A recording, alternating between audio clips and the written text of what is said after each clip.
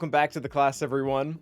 One of the most popular pieces of speculation going around the community right now is that we will be getting announced either a Peridia raid or some type of Ahsoka Tano series raid. And while I believe there is some validity to that, I think there's a much stronger contender. Now, before we talk about this new, stronger, more powerful contender, I do want to bring up a few of the reasons why I don't think we're going to be getting a new raid focused on the Ahsoka Tano series, Peridia or otherwise. And that is the fact that we just got our new Hera, General Syndulla's kit announced as of, it'll be yesterday by the time this comes out, and she has a Territory Wars Omicron. Note that this is the old Hera, but the new Hera as well has the Territory Wars Omicron. And it's starting to look a little bit suspicious for two reasons. Number one, it seems like CG is trying to make, for the first time in a really long time, the Galactic Legend team a very, very dominant PvP team. Where I draw that from is the fact that we already have two TW Omicrons on the team between both Hera and the new Sabine, as well as giving us a triple GAC Omicron character right off the bat. Both Rey and Ahsoka are essentially there, C kind of too, but those happened retroactively after the Galactic Legend had already been out for a long time. It seems like for Ahsoka, they want her to be a menace in PvP from day one. The other reason why that's suspicious is because every single time that we've gotten a new raid, one of the newer characters for the raid has a raid Omicron. Boomdir had it for the current Naboo raid. Before that, it was Scout Trooper for the Speeder Bike raid. And before that, it was Boosh for the Crate raid. So the fact that they didn't already at least tell us, hey, she's going to get a raid Omicron in the future, really leans me to believe we're not getting a raid surrounding this content at all. And it honestly does make sense from a monetization point of view, because they've really already given good monetization reasons for all the characters that have come out surrounding this period. When we look at the Zomboys, all three of them are currently required for a new assault battle that has a lot of good materials in it. The Great Mothers, as well as the Balin team, have very powerful, we'll call pay-to-play crons, where if you were to get the character immediately, you were going to get a data cron that would be very powerful for a long time, for 4 months, in both GAC as well as CW. And then the rest of the characters that are required that we've gotten for Ahsoka are going to work directly on her team. So they really have given good motivation to go after these characters. Allowing you to use them in a raid on top of that would be really nice to double dip, and they could do that. They have kind of done that before, particularly with Qui-Gon Jinn as well as Obi-Wan. But at the same time, I think there's a stronger contender, and that is going to be the Zillo Beast. And I believe, I really like the idea that the Zillo Beast is going to be our next raid for a lot of reasons. The two main ones are, number one, the timing lines up perfectly. And number two, I believe it would allow CG to utilize some teams that would probably normally be difficult to find a raid for. But first off, let's talk about the one we just mentioned, having to do with the overall timing of things. We just got this new era episode marquee structure in game, and it has kind of already laid the groundwork for what I'm going to be talking about, in the sense that our next era that we're going to have starting, that is going to be all about Bad Batch Season 3, is going to be coming in January 14th. And we know from earlier in the post exactly how long this era is going to last. It is going to last exactly 12 weeks, or if you want to do the math, it comes out to 84 days. Now, when we think Bad Batch Season 3, one of the big bad characters that could fit into a raid would be the Zillo Beast, and then it gets even more suspicious once we start to break down the actual numbers. So if we do the math here and say that the era starts on January 14th, it lasts for 84 days, it will end April 7th. That day becomes very suspicious because when we realize that CG's cadence for the raids is 8 to 9 months, they flat out told us that last year around the time the Speeder Bike raid came out, that's going to land us right at the beginning of April. And then once we start to pay attention even more to what they said they were going to do, it lines up perfectly. We know that this era will only contain 5 new marquee characters to create a Bad Batch squad, so we're not getting the full 6. Basically what this means is all the characters for this era, for this timeline, we're going to already have at least in-game 2 weeks prior to the end of it. Meaning, this April 7th date, realistically, we will have the characters, all the characters from that era in-game 2 weeks prior to April 7th, so it'll be sometime towards the end of March. Again, falling directly between that 8 to 9 month period.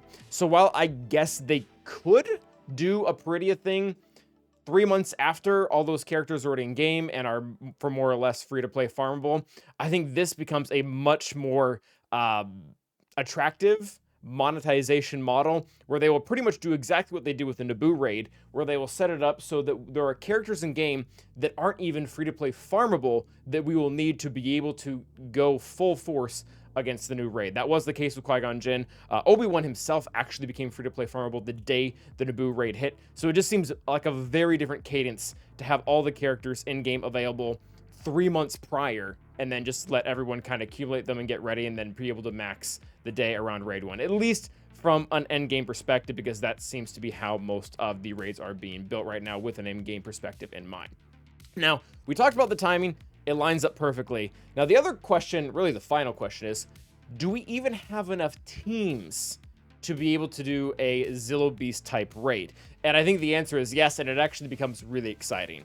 The obvious choices are going to obviously be the Bad Batch squad itself, which makes me feel a little bit good, because from an endgame perspective, their overall usefulness has really fallen off ever since Datacrons and all these lifters have come into game. They've fallen quite behind. We've kind of specifically wanted Crosshair to come and lift them up to make them kind of a better team than they currently are now, so they can have some more time to shine, and that hasn't happened, and it's pretty much been confirmed that we're getting an entirely new Bad Batch team with Crosshair, so that won't be happening for them. So to turn them into a raid team, similar to kind of what happened with Jawas and Ewoks, where those teams had pretty far fallen off, and then making them into a raid team, I think would be great. It would especially help justify a lot of the Cairo investment that these guys are currently taking, despite not being a very, very end game team.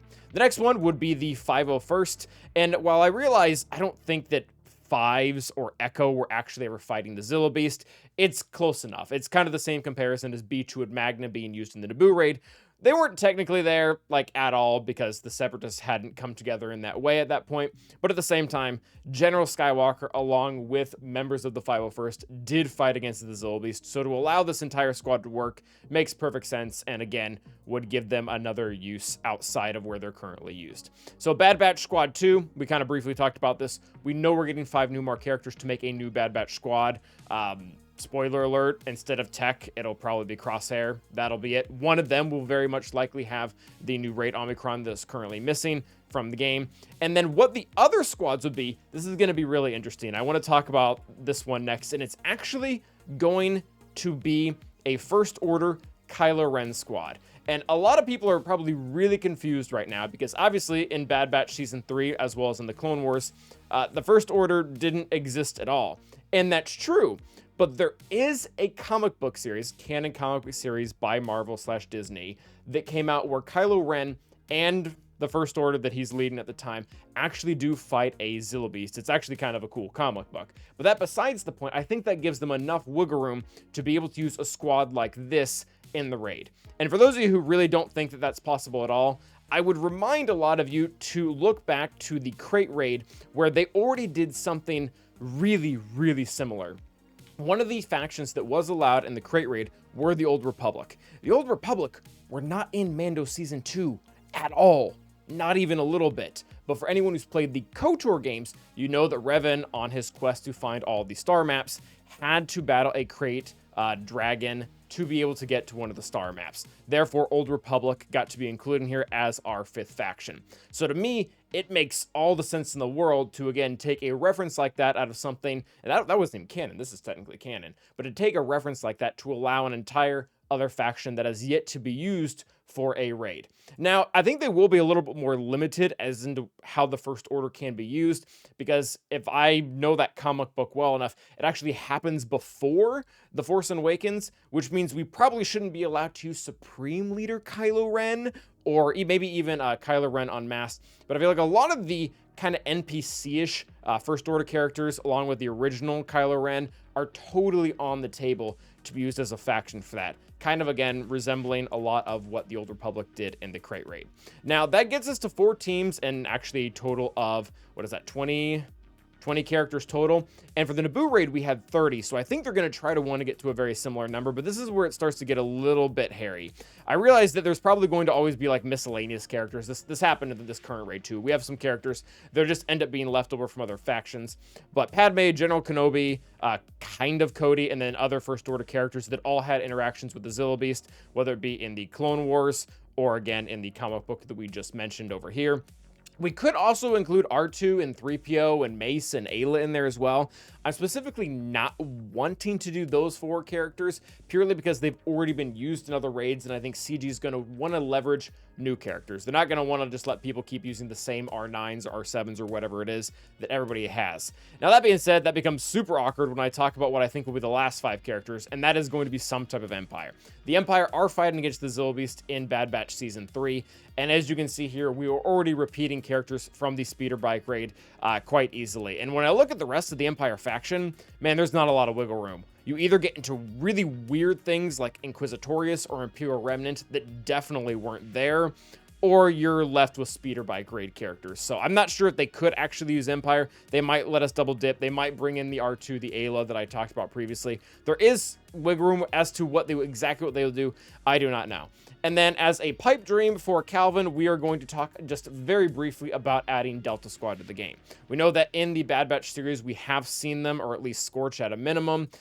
The reason why I don't think this will happen, and this is very much a dream, is because with the marquee cadence that they have set up and the ones that they're going to give us, we wouldn't be able to get Delta Squad until after the raid has already started, or at least basically they would drop maybe the day or like a week after the raid started. I don't think CG wants to do that. Number one, you're going to frustrate the player base a lot when you have release a raid when all the characters aren't even available in game. And also, it really doesn't help CG if you want people to purchase things and the thing to purchase to do the raid isn't even purchasable. It just doesn't make sense.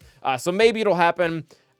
I would like it to, just because having Delta Squad in game would be really cool.